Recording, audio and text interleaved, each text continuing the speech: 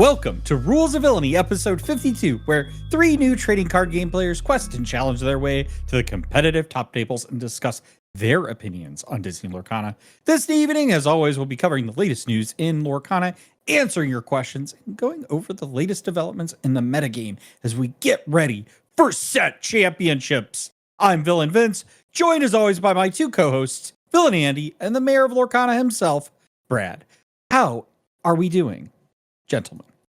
Did you say episode 52? I did say episode 52.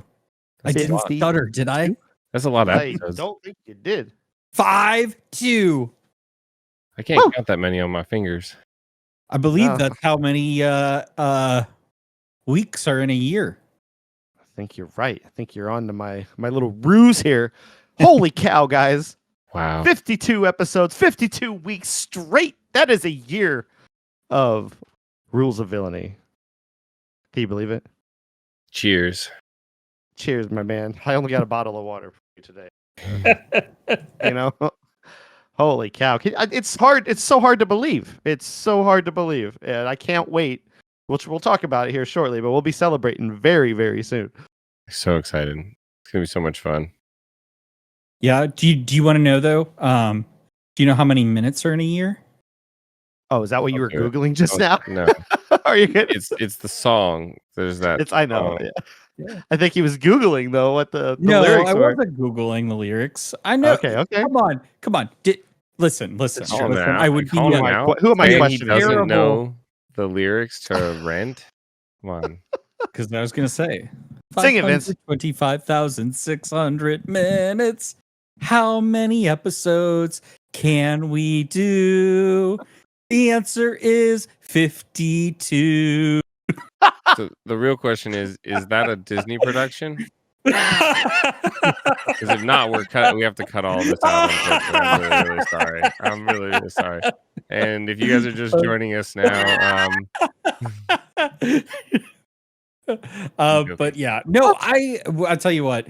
I played Brad tonight at League, because he showed up. Otherwise, it was just going to be me in a sea of One Piece players. But Brad, do you want to tell the audience? Oh, sure. You want to hear it from my perspective, because it's going to be a lot less fun for Vince.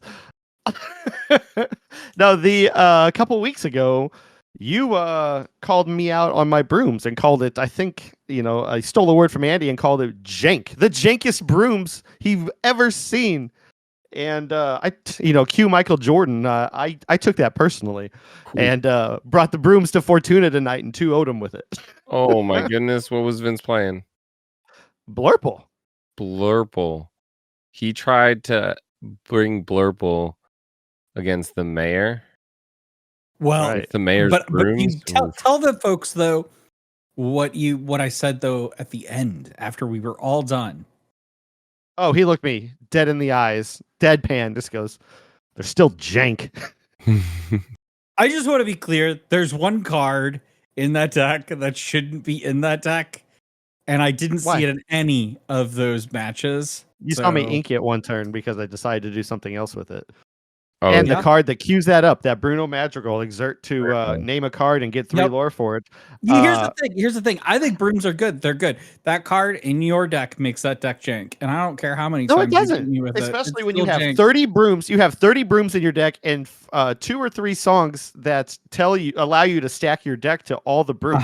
Yeah. In fact, that one song, "The Boss Is on a Roll," was my 20th lore.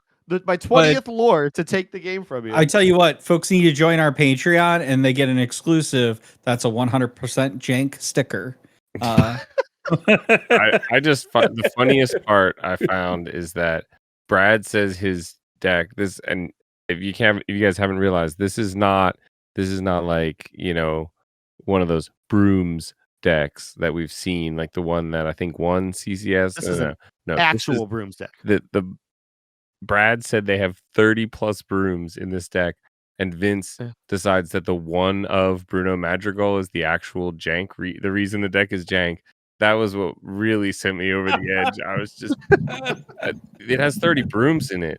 Vince. That's why Yeah, it's then. jank. Okay, the Bruno is actually probably the most smartest and fun part of the whole deck. I would run 4 of them. Okay. Do you only have one Bruno in that deck? I have 2. Okay, 2. Okay. All right. I would run more All right. just because it's fun. I used to have 3 in there, but ultimately I never got the utility out of them. But we were spending way too much time on the brooms. Yeah. We got a lot to talk about tonight. What are you talking about? There's been no news at all whatsoever. This has been everything. It's gonna be a light episode. It's gonna be very, very quick. No controversies in the Lorcana community today. But yeah, let's go ahead and get into Underworld news. This weekend, the first Disney Lorcana World Champion was crowned. 28 of the best Lorcana competitors around the world went head-to-head over 2 days at Walt Disney World Resort in Orlando, Florida.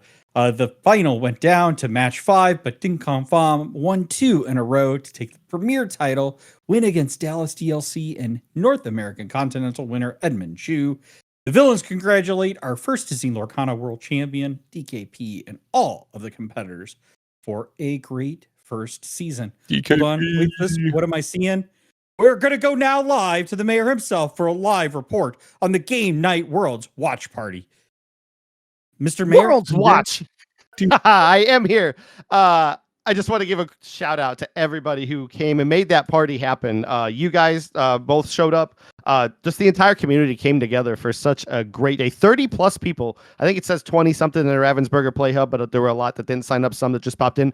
Mrs. Mayor herself came in and just to say hi and check out the day. But super cool event, seeing everybody come together here in the St. Louis community. The reaction to some of the announcements, which we will touch on later.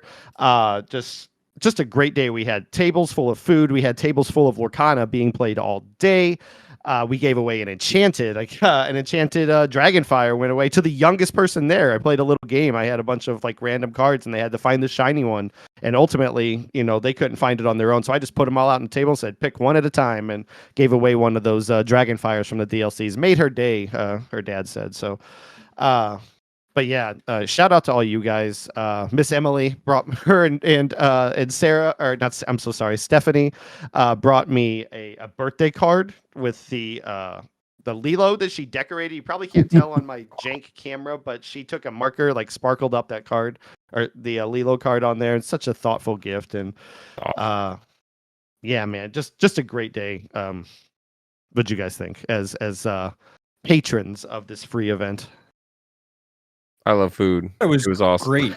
Great games, great food, great people. What more could we want? Yeah. And honestly, I thought it was really great. We had one member that baked a bunch of cookies, and those amethyst cookies just kept spawning into my mouth, just like the amethyst deck. They replaced themselves. That was the problem. Every time you would eat one of the cookies, when this cookie is banished, draw another cookie was the problem. Yeah. Julie, thank you for everybody who brought food. Craig brought a fruit tray. Kirsten got the coffee. Just fantastic day, and can't wait to do it again.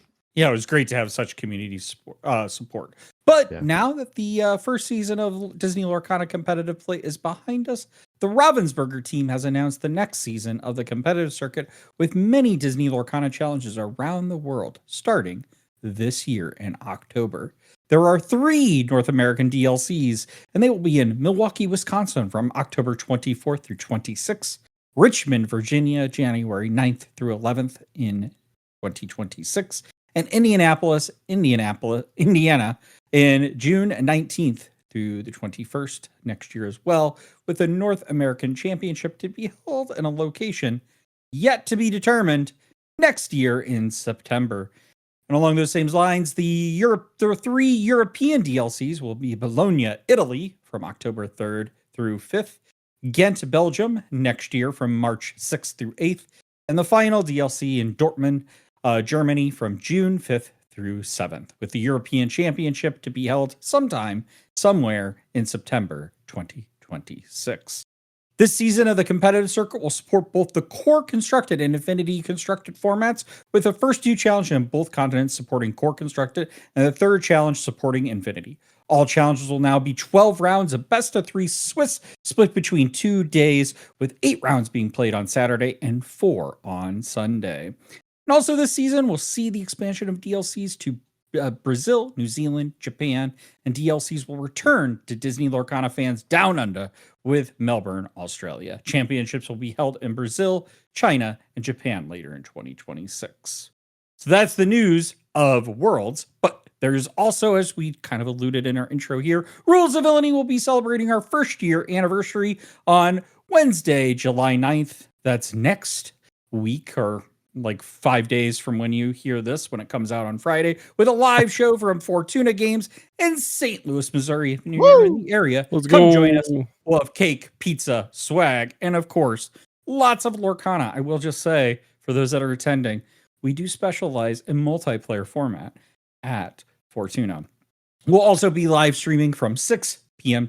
until 8 p.m. So if you're not in the area, still join us. We'll be there live. So be sure to like, subscribe, and hit that bell icon to make sure that you don't miss out.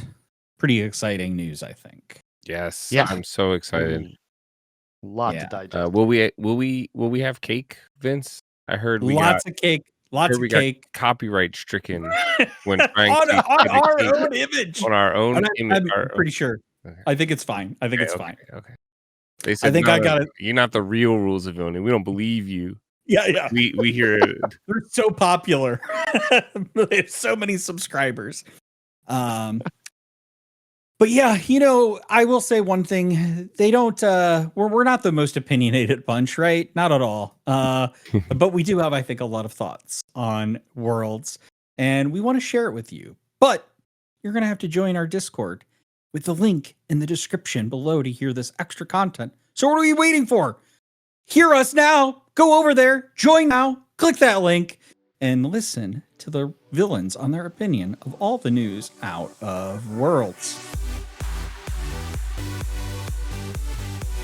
So, villains, lots of news from Worlds. Crazy top deck. It was insane. Ban this card, Ravensburger. OP. That was a choice. That's some Disney magic right there. Locked in and laser focused. What'd you think about the format? I think we all kind of agreed on this. I didn't really like the idea of the randomness that came with sealed. I really do hope that next year they just abandon this.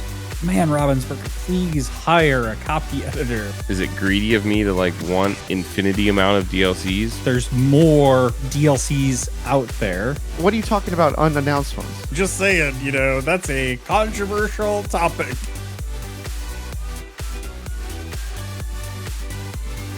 And with that, we're moving on to Constituents Corner with the Mayor. Take it away, Mr. Mayor. Thank you, Vince. Our first question comes from a new member on Discord today, or even yesterday, I believe, from Unused Door. I included the whole message because I wanted to read to you guys something I thought was really sweet. Said, I've been meaning to join the Discord for a while, and y'all are my favorite Lorcana cast, and I finally did it to ask this question. And as I said on the Discord, thank you so much for joining. It really means a lot to hear that. Wake up and read your message.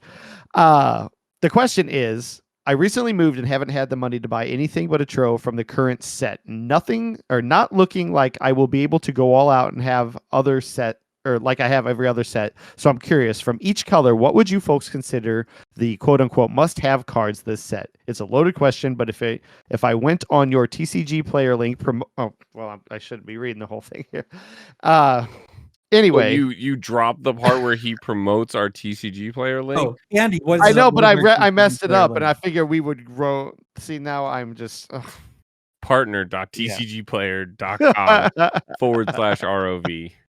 Okay. Yeah, I forgot that was in there. So I completely ruined that transition into our partner link. But yeah, what do you guys think? What are the must-have cards from the set? Well, you said from each ink color. What about dual inks? Obviously, there's gonna be some dual inks. And I think there needs to be a fundamental understanding that if there are cards or a deck type that you already enjoy or want to play, you should simply look for cards that you feel will advance that enjoyment towards that. If you have a puppy deck built and that's your favorite deck, a lot of good puppies in this set. Look and try and get some of those. However, if you want to play everything, if you want to be able to have a bunch of cards to be able to play whatever deck you're feeling this week, probably need all the cards then. So you should just look to try and collect them. But I guess I'll start it off. If we're just going in amber, I think the lady card is a Yep. good one. It's Three one of the drop. more expensive ones in the set. It's really not needed unless you like playing aggro. But if you do like playing aggressive decks in amber, that's like amber emerald, amber steel, lady is just insanely good. Lady family dog. It's a 3-cost 2/2 quest for 2. When you play it, you can play a character with 2 or less cost for free. Brad. Is that your only card? Oh, I mean, I could say more, but I figured I'd let you say pink. I'll take a. I I'll mean, move on to a different color. I had more written down for I'll- amber. I'll just Yeah. go ahead. We'll go in ink order here. I got amethyst here. The 2 cards I wrote down, not knowing what kind of decks you like to play, was I'll actually include 3. Was the Elsa? There's a new Elsa. I don't have her stats in front of me. The one where you drop or you discard a card to exert somebody. I think she's pretty decent. It's a rare. She's a rare. It's And like rare now, Monstro, so. another rare card, 8-cost inkable, 6/8. Rush. But with card Rush, wizard. because that's been a problem in a lot, at least in Blurple, of something to deal with a wide board. So if you can use all of the perks of Amethyst to draw a bunch of cards, that monster can come out and just keep readying himself with your discards to take care of an exerted board. Yeah, those are the Elsa's a good one. It's, like I said, 18-cent card. Monstro is like a couple bucks, it looks like. So it's also a rare, so it should be a little more accessible. Maybe trade with some people at your locals or whatever. Yep.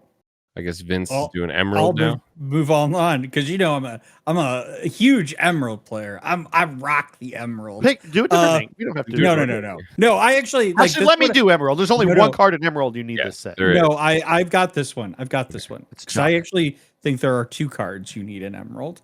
One's a Duel Link card, which is the. I skipped the Duel for now. The pull the lever That's and wrong lever. Pull the lever. And I'm sorry. What? Pull the lever is. And what? And what? And wrong lever. What? We were wanting you to do it. Wrong lever. Thank you.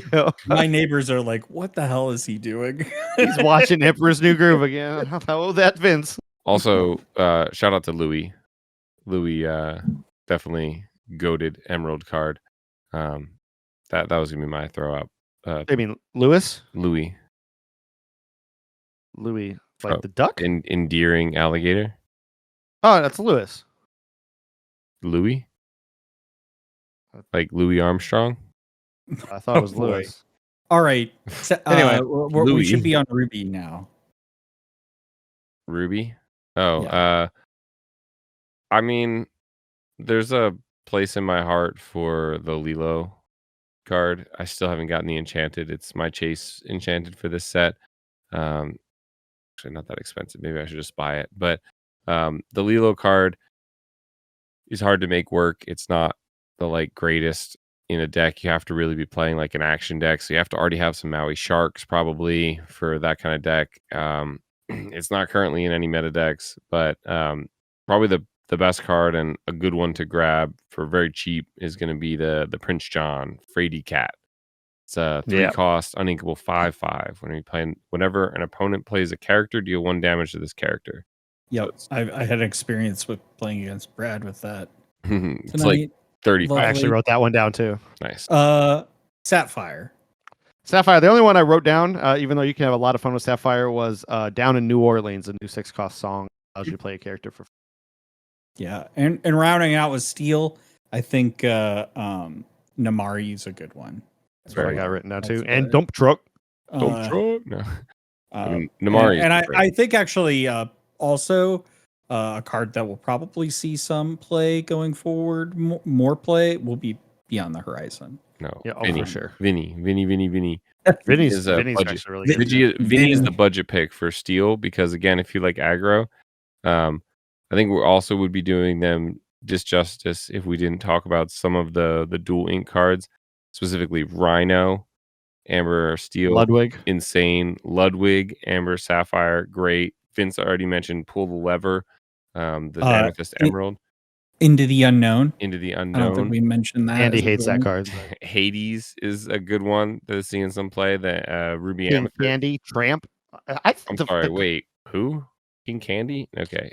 King Candy, he's really good for a racer deck. He's really, really good. But like looking at all the dual links right now, they're all really, really good in their respect to what they're doing.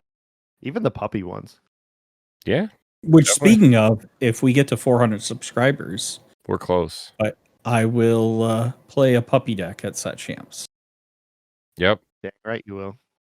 And then once we hit 400, though, I'm going to immediately unlike. So unsubscribe so you get $3.99. Subscribe, yeah. All right, next question. All right, next question comes from Jackalope Spam. They ask, in the triple deck format, your opponent knows the colors of your deck before drawing their opening hand. Should something like that be incorporated into standard games? I'm indifferent on that one. I get why it's there for triple deck because you're benching decks and you just what decks they're playing. I don't know if it's standard to know the deck list of everything besides being at Worlds, but I do think I enjoy the element of surprise, where they don't know what I'm playing. I of course don't know what they're playing either, but like I'm already in my head, building ideas of how I know what cards I'm looking for when I'm altering regardless. If you add that extra layer of knowing what they're playing, I mean, that's just an advantage to both of you too. It might put more pressure on you to try to find something, or it might change things up. I don't know. I kind of lost myself in that thought. I didn't expect to go that long on it, but I like the element of surprise. I think that outweighs more than building toward or playing toward what they already have. Yeah, Andy. I definitely don't like an open deck list. I don't think so. I think that it's too much time in between, the rounds. At Worlds, it made sense. Although even still, I like the idea of seeing what your opponent's colors are because you need to know that, but not knowing if Amber Steel was aggro or songs, if Ruby Sapphire was items or mana. I like that mystery and suspense to it. I could definitely see having your ink colors declared ahead of time be a part of the game. Like, I don't think that changes it too much. It just sort of like it could definitely fit in there. I don't know that it needs to. I don't know. It'd be interesting because in that case you wouldn't have a deck list, so it would be the same thing. You'd be like playing Emerald Steel, and then they'll be like, oh shoot, I'm gonna get discarded, and then you're like Mickey Mouse, Hades, giant Mickey Mouse, and then you're like, oh Brad, you and your jank beat me again. What? Yeah, I don't know that I've a strong opinion one way or the other. Like, it would probably, I think, in some ways, reduce some of the variance in the first game, especially like in a best of 3 format, because then you right off the bat at least have some idea of what your opponent is playing, and also like might help prevent some issues that happen in large tournaments where people be like, oh, that guy's playing Ruby Amethyst or whatever and stuff, so you get like less of that sniping. Obviously, like teams are gonna give more information about what's in your deck if they've played you or they've seen what you played. Yeah. But there might be a good reason just to like eliminate that secretiveness, because I actually don't really think the hidden information on what ink colors you're playing matters that much in Disney Lorcana anymore. I think it mattered a lot more early on in the game when it was like we clearly know if you're playing Ruby Sapphire, this is what you've got, or if you're playing Amber Steel, I know exactly what list you've got. Maybe there's 1 or 2 cards in there that are going to be a surprise to me, as Andy would say, like jank cards that make the deck worse. There's still aspects to that now, though, right? But I think for the most part, yeah, but I'm just saying, I think there are a lot more variants. There's a lot more variance in what card pool is, and we'll see what that looks like too as we move on with rotation. But that's my answer. It might help with that, I don't know, when you don't know, imagine that time you're playing Ruby Sapphire items, right? Like you have a very distinct 2 sides of the spectrum that you need to mulligan or alter for if you're going to go normal versus having to play against a hyper aggro or an aggro list. And you basically have to make that gamble and say okay, if I think they're playing aggro, knowing the colors would help maybe allow you to narrow in your altar to be somewhat more consistent. I could see that being interesting. Might lead to some better gameplay. Yeah. Yep. All right. And that's it. Yeah, if you guys would like your questions answered, do as Unused Door did and join our Discord and ask in our Constituents Corner channel or in the comments or social media comments below or any of our social media at Rules of Villainy. Back to you, Vince. Thank you, Mr. Mayor. So going into our main segment, one of the reasons why we had you go to the Discord for our thoughts on the news is we want to get you prepared for set championships. Because Andy, when are they starting? Next week. Well, like 8 days from when this will be released. So, potentially 1 week from when you're listening to this. So it's crazy. Wild. Insane. Yeah. Feels like this set just came out and I'm just now like starting to play, more competitively, trying to get a feel for these new cards and like, whoop, we're in it now. You're doing good, Brad. I have faith in you. I showed you. I showed you what's up. I was trying to be like gracious over here. Oh, and you're like trying to knife me. I heard sass. Here. I heard sass. I'm sorry. I'm around you too much. Vince told us, Brad, that he wants this playmat this time. No. Everybody does. It's a beautiful playmat. No. But Vince's due. Second We need to chance winning it. No, getting it donated. No, he wants it for himself. He's coming for blood. Or for lore, I should say. We need to make that happen. We need to get Vince to play in more sets. And so instead of judging, maybe I judge this time, Vince, and you play. No. I do really like judging that tournament. I really like running it. Plus, I want you to win that because I feel like you need to win your home championship at some point. Maybe we'll see. Yeah. So. Andy, you want to run down some of the kind of what decks you think we'll see, and then maybe we can then just kind of focus on one or two. All of them. We can, and I could. I mean, I have the list I have here is insanely long. I mean, what lists are you? What are you playing? I thought you, Vince, are Ruby. First off, Vince is a tried and true Ruby Amethyst player for as long as we've known him, all 52 weeks on this podcast, but. Then he dabbled in his Ruby Sapphire because it's a big boys deck. It's a fun one. I like it. It's hard to play. What he was playing tonight. And then today, or not today, even more recently, he's been discarding multiple Diablos from his opponent's hand with his Beyond the Horizon Steel Song list that has Beyond the Horizon and Whole New World. And do you also have Desperate Plan in there? No, I don't. Okay. God, I was like, but now I hear he's trying to play Blurple, but I'm assuming he'll never go back to that ever again after that embarrassing loss to Brooms. But where are you guys at for actual set champs? Vince, what are you thinking? I don't know yet. I have not yet settled on a deck. I will probably still build some more. In fact, I was going to talk about maybe we should get together this weekend and play some card games because I need to practice. I need more games in. I need more practice. Okay. Brad? But right now I have 2 decks built. I have Amber Steel and I have 3 decks built. I have a Brooms deck, which I'm not going to play for set champs, but I have and a Blurple deck and the Amber Steel deck. But I ended up actually building Blurple though, because we have a member of our community who was inspired by Brad a few sets ago to build Blurple and wrecked me during the watch party. He wrecked everyone with Blurple. And I was like, oh my God, this deck is something. And so I was like, maybe I should give this a go. Maybe Blurple is real, man. I'm glad everybody's listened.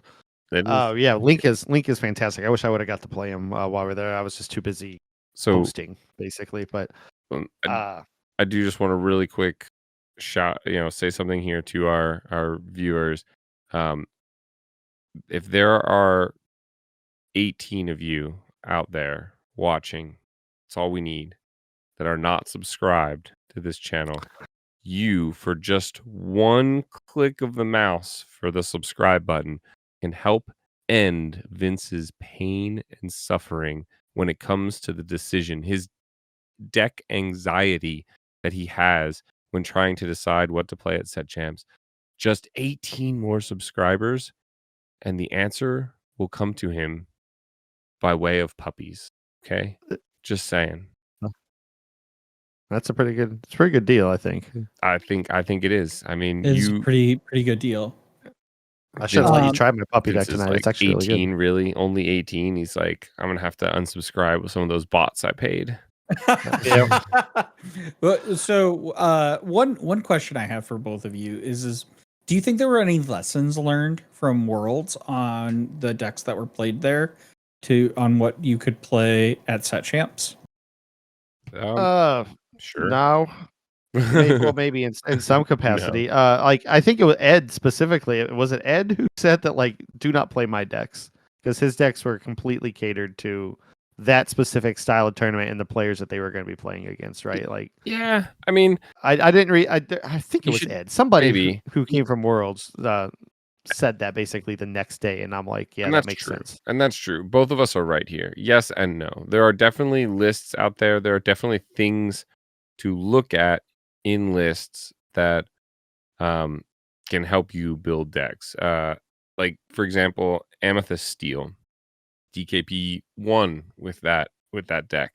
That is a very viable deck. You might not choose the exact 60 cards he chose, but if you compare that to like his Emerald Amber list, his hyper aggro, you can't bring that to Set Champs, mate. I mean, not if you want, to hang out with your friends afterward. Not if you want any dignity. Not if you want All to you got to do is find all Win. 4 of your daisies and a couple of merfolk. win the dice roll, win the, it's a gamble. It's a deck that is definitely designed to win only on the play, when you know you're on the play, which you have that luxury when you play in these triple deck formats. So you're absolutely right. There are definitely decks that you should not try and just like say like, oh wow, that's so great, I can play that now. Specifically the really, really aggro ones. But you can also look at like Ed's list. His Ruby Sapphire items list was very, very reasonable. I don't know that not playing any Be Prepareds was the right move, but it was a move. It's something you could certainly experiment with. And there's a lot to learn from some of those lists.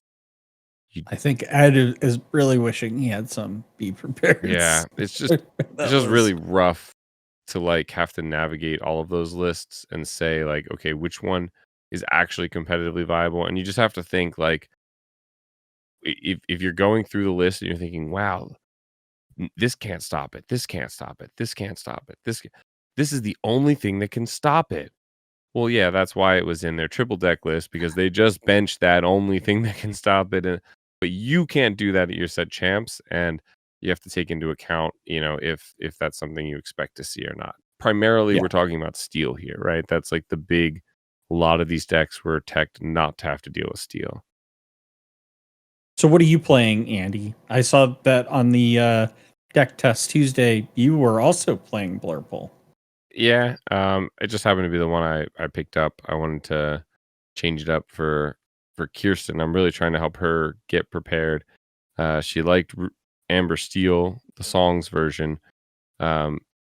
She did very well in testing, and then the further testing we did, she stopped doing as well, and she had a good performance in Kentucky, and then was struggling a little bit in some more testing, largely that like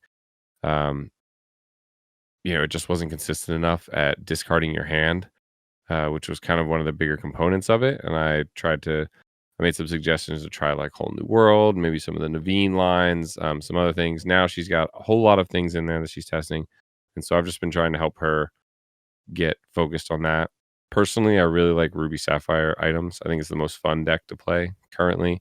I guess maybe besides Emerald Sapphire items, but that one's a lot harder to play and a lot more complicated, I guess. So what are the strengths and weaknesses of Ruby Sapphire in Set 8?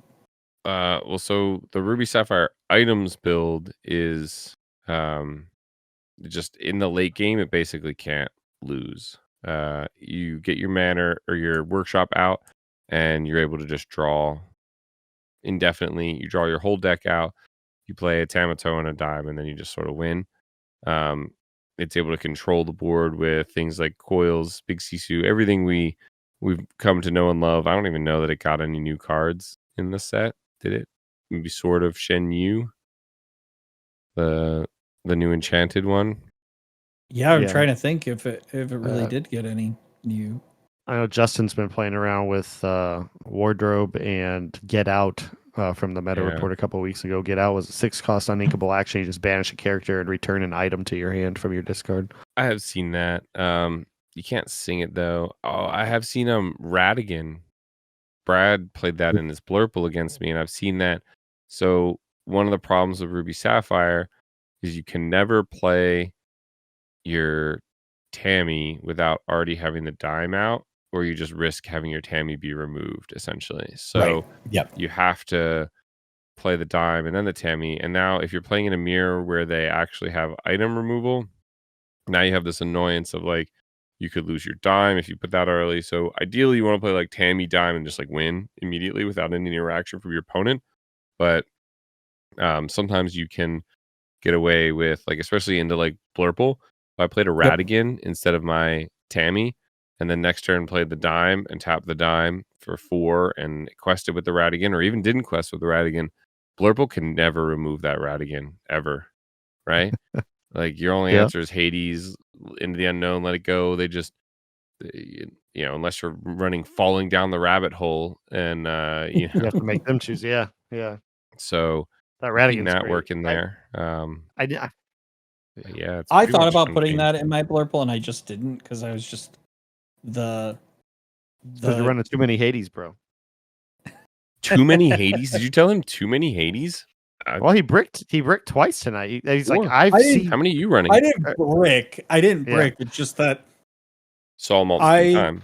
I grabbed them all like one right after the other when I really needed something else to put on the turn board. 4. Like, yeah, I was like, having a turn.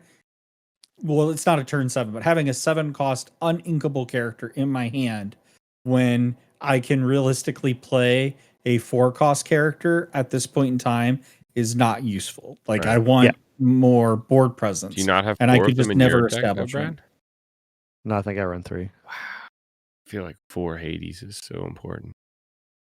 You're only removing such a good card too. I guess if you're running, you know what I did Monday night against Ryan is I just kept bouncing and reusing he had 2 of the Prince Philip shift lines on the board that are evasive 6/6 quest for 3.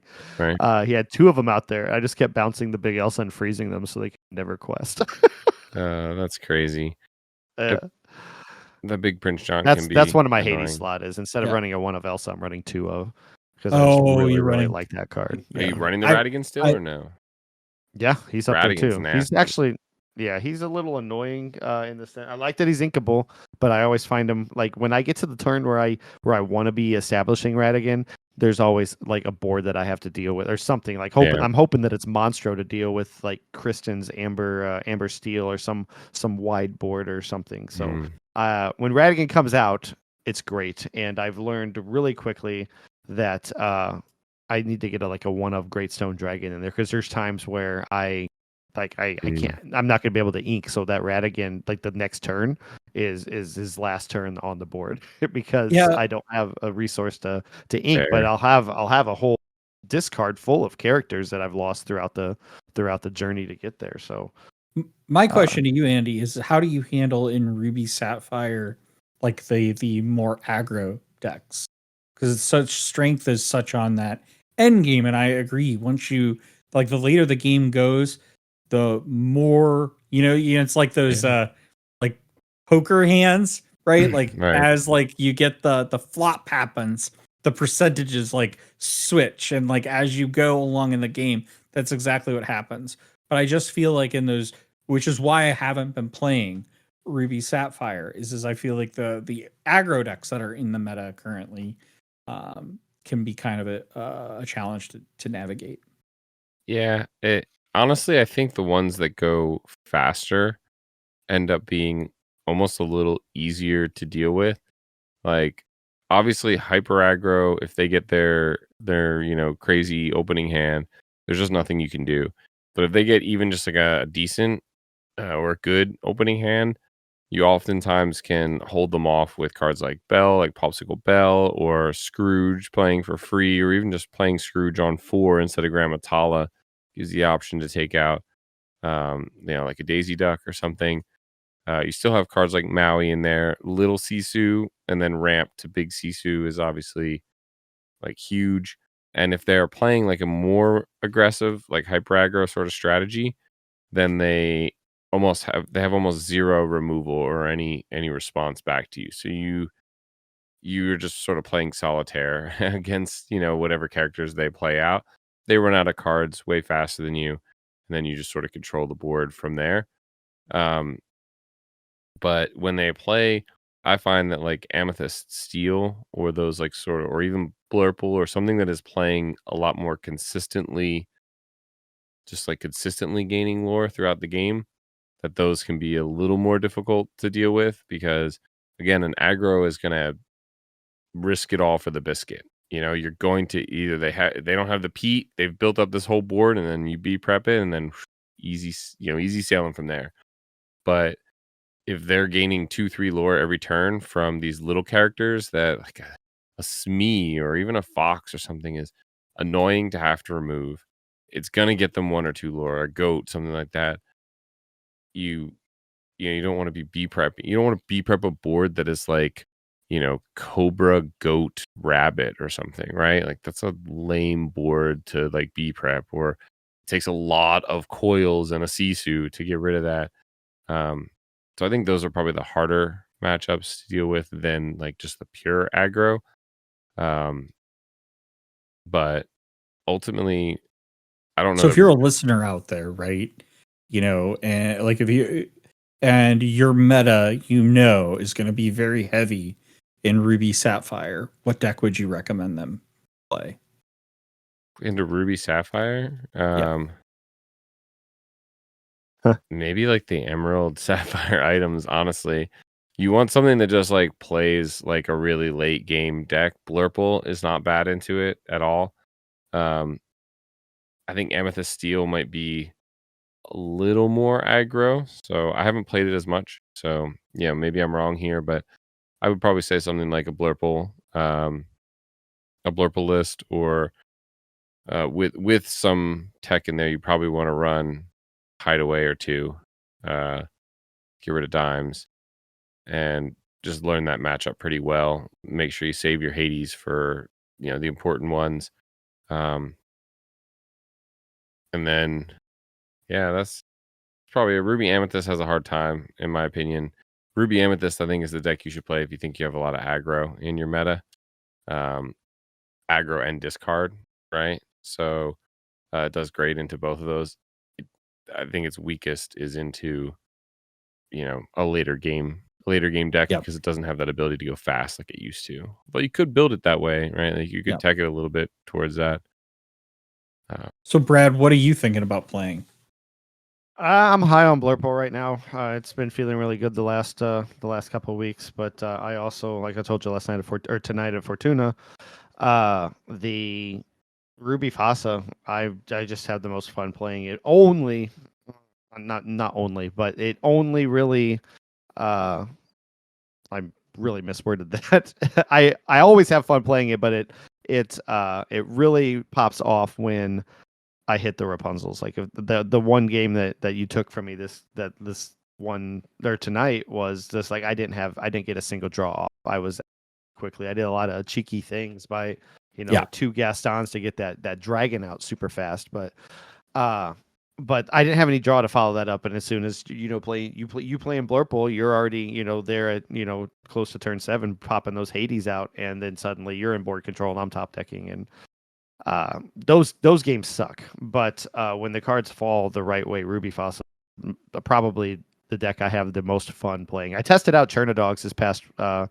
this past Thursday night, and they were all really, really close games.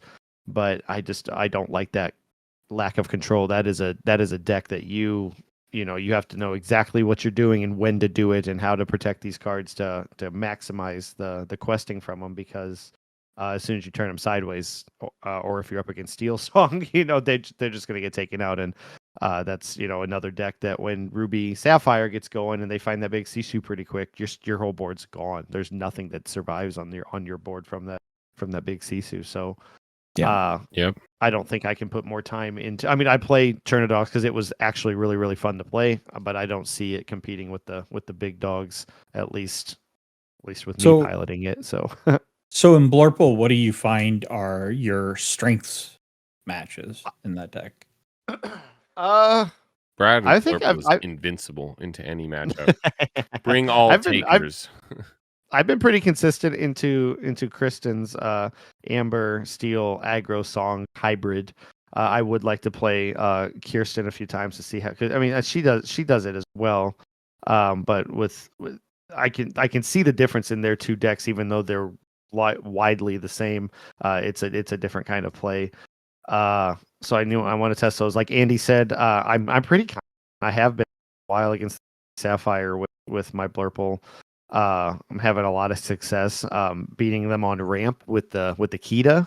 I'm playing Kita on 4 if the game allows me to, based on board state or whatever. If I get that Kita out on 4, she's untouched sideways and allows you to ramp with like a Grandma Tala effect. So almost effect to put it back on your deck, but only after Brad learns how it works. How it works, yeah. But he did that wrong for like a whole round. Yeah. And well, then it's look at the top two. Let's look at the top two. And one on back on the top of your deck. Yeah. And it wasn't I did it one time in our game one, and then I realized that I messed it up. But do you find that card though just basically gets like you use it once and then it gets removed?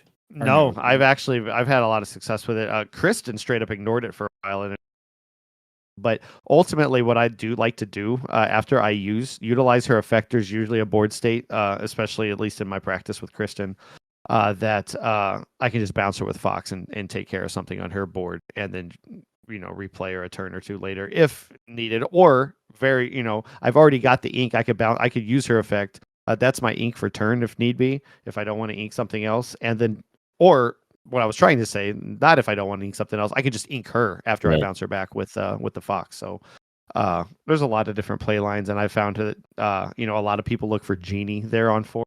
But if I get the opportunity, I think I'm running 3 of that Kita. If I get the opportunity to put her down and at least get one ramp effect from her, I'm one closer to Hades to with problematic like Rhino and whatever else is out there bugging me. So I do find that Blurple is actually pretty good into Amber Steel. In my experience, like, I mean, especially the like evasive characters. Yeah, and they can be just. It can be hard to deal with, and also advance your win condition of questing. What weaknesses do you find in your deck? Like, what's a deck you struggle with Blurple? Steel Song, probably. To some capacity. I haven't lately. I mean, I'm still Brit's deck, her Bird's deck. I think I've only ever taken a single game on her against it, or even like I remember at Fortuna and at Bodex, both of those champs, I got to 19 and I just couldn't finish it. But because just the discard element of it, I think, is what really brings it down. Even if I'm refilling, there's just so much happening with her deck that I don't always have the answers for it. The Elsas only go so far for the exerting and you don't play Peter evasive Pan, chasing, right? And I don't play Peter Pan, so that's something to think about bringing out as well. That's a huge weakness. But Peter Pan is easily Shadowfinder is easily the best Diablo answer in Amethyst. Yeah, and it's a 2/3 and evasive rush, 2/3 with rush, and gives you other evasive rush. Well. Yeah, so great character. Blurple's other problem too. So like in Ruby Amethyst, I combat the discard by doing the same thing we did in the Bucky era. Basically, everything you play in the first couple of turns is guaranteed to replace itself in some way or another. So you play like Diablos, Cuscos, play Chernobog's followers. You can play, the brooms if you'd like. But you play all these things that can guarantee you get you another card to keep your hand full to help protect the cards you don't want to be discarded. But Blurple has to get rid of a lot of those extra cards to ramp, and then they can get the cards like Finders Keepers and the Bell Pop Friends combo obviously helps that out quite a lot. If you hit if you hit that line, pop Bell on 1 and sing Friends on 2 with ramp on Tipo or whatever, you're pretty much like you're set. So just don't do anything stupid. You're way ahead already on cards and ramp. How about this? So you turn 1 pop, and play Bell, right? And then my turn 1, I ink and I play the Queen, the Amber Queen, and now it's your turn. Do you sing Friends? And then draw a card with Sail and Ramp? Because then I play ice spikes and then just challenge your queen. And challenge the queen. You have ice spikes in your deck? Really? I played with them. Oh my god. This is how I had to tell you. I actually had to ask Bodax a couple weeks ago to bring me one because I forgot and I didn't want to go back and get it. And I said I specifically told him, but he was already on his way. But I specifically told him, I go, don't tell Andy because I really wanted to hit you with the ice spikes. But do you have Iago? You played that card against me. I have Iago in there because I understand his value. He's very well statted, but I hate Iago without Pan, because I'm never playing him on 4. So you have no answers to Diablo, and you don't have a good way to keep your hand full early because you have to consistently ramp and play things like Bell Pop, which take extra cards out of your hand. So I like the Iago. If I can drop him later on, then I will. But most of the time, he's just ink, which is what I hate. If I had the Pan, I'd feel a lot better with the. What? Mosquito Bite. How am I gonna put Mosquito Bite in? No, Mosquito Bite your Iago. Oh yeah. Terrible. Go ahead. Fill your deck with Mosquito Bite. I think that's a pretty good recap of like our decks in the meta a little bit. Anything else we want to add? I imagine you're probably pretty the Emerald Steel, Blurple to Emerald Steel. I'm trying to think. There's good Muses targets too. You bounce like all your genies. We can talk about more decks next week. Bounce my Tipo back. I'll just ink it. Yeah, actually, that's a good point, Vince. If any of you viewers listening or watching this want to hear about any specific deck, do you have a matchup that you're having trouble with? What deck are you playing in Set Champs? Let us know. We'd love to see the diversity of our listeners, and maybe we'll just talk about your deck a little bit and say why it's jank. I mean, why it might win the Set Champs in your local game store. But also, just tune in to Deck Test Tuesday, and Andy and Kirsten would love to check out those play lines and walk you through them. Yeah, great opportunity to see other people think about the ideas that you have and what you can. And I will just add, please send us your photos if you're out there winning your Set Champs or getting those cards. Send us those photos and we can highlight those in our Discords. If you send us those photos before next week's episode, though, Set Champs have not come out yet. We will report you to Ravensburger, okay? Nobody's getting the playmat of the card early, right? Send us the pictures after you win your Set Champs at the legal time and date. All right. I want a picture of you with your newspaper. Buy a newspaper and show us. Okay, all right. Please don't do that. You don't have to go to all that trouble, but yes, where next would you buy a newspaper? When you're doing that. I don't know. You go to the library. That's a thing. You like, oh my gosh. Check out the one from the library. You can go to any. You can go to any. You're older than all of us. You remember newspapers, right? Right. Yeah. I'm not that much older than either of you. But yes, you can go get newspapers like at the gas station. All right.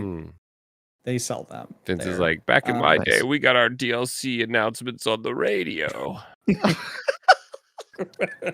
And with that, let's move on to Villain of the Week. Andy, the Villain of the Week. No, I can do it.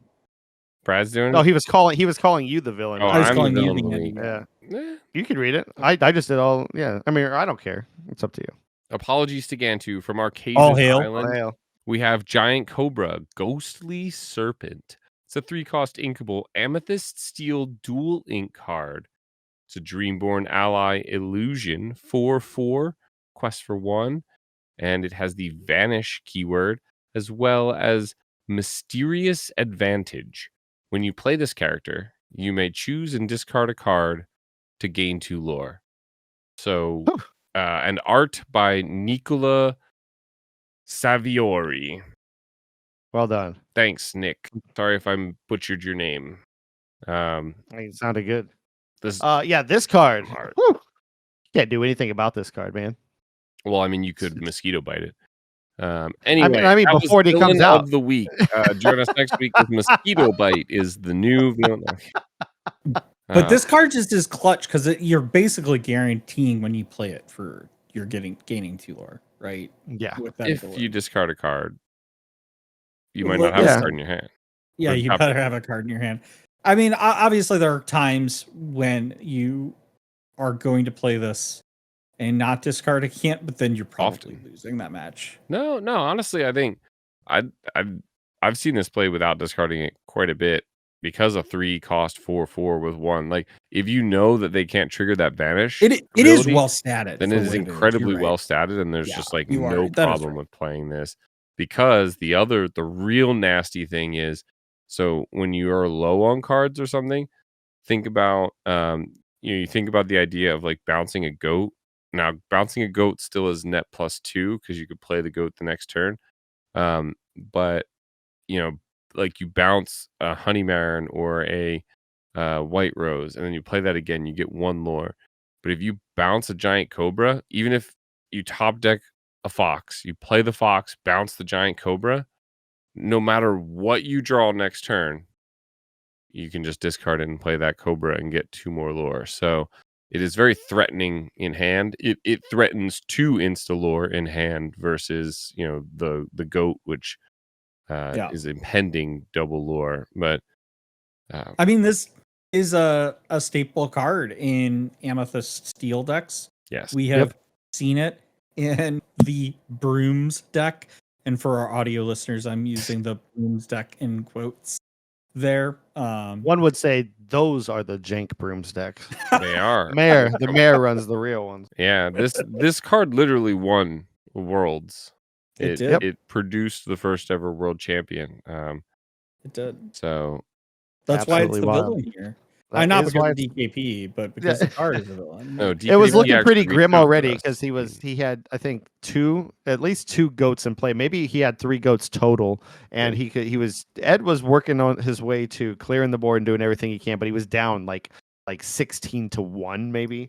And based on his board state and top decking this giant cobra, it's exactly what as you described it. He top decked it, he played it, he discarded, and he got the 2 lord that he wouldn't have got that turn to win the game. And I've been victim to that back in the Grape Set Championship for Arcadia's Island. I was 2-0 or 3-0 going in. I think it was 2-0 going into my matchup with Mitchell, and he Amethyst Steel matched, but he just the Smees and the docks and everything that he was playing, bouncing this card. And I knew the second that came out, I'm like, okay, you got 2 lords. And then I knew the snake was coming, the fox was coming to bounce it, and there was literally nothing I could do to stop him from doing that. And because I didn't have a whole lot of target in my blurp, or I was playing Jaflurple at the time to even try to target that, right? So I knew as soon as it went back up, it's right back down, and I just have to go faster, and I couldn't do it. Speaking of Jaflurple, this artist did one of your staple Jaflurple cards. Yes.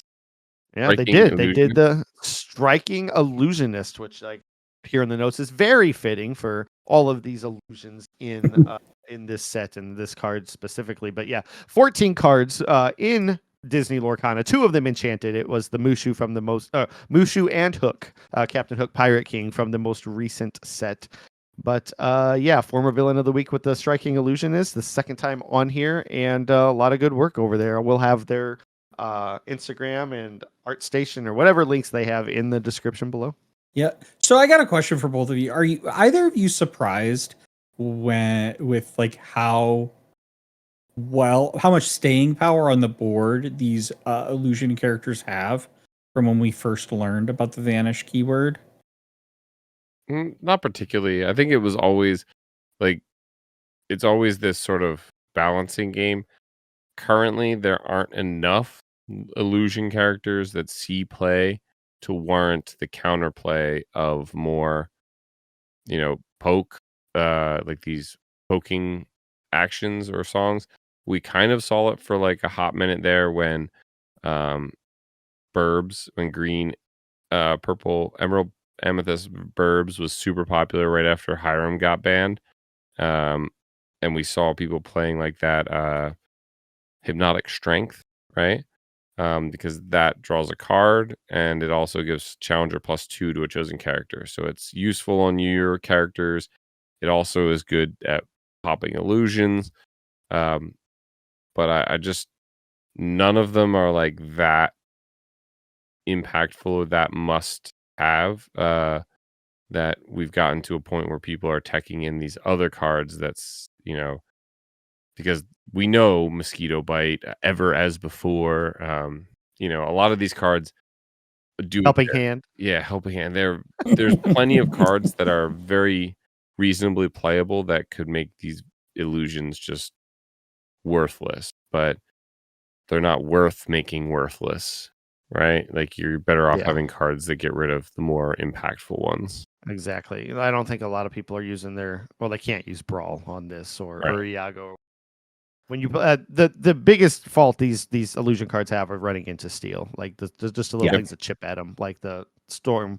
I'll hit this for 2 damage to get rid of it entirely and draw a card. Why not? Yeah. So that's why it's overstated. So the vanish feature makes it go away really, really easy. But if you can manipulate that, then you get a lot of value out of this card. Even like I've seen the Abu do action, the elephant that 3/6 comes out and 3/6 and gains lore equal to an opposing character, whatever they are. Well, it's the Tamatoa with 15 items on board. There's some sneaky ways to sneak. Yeah. What's that?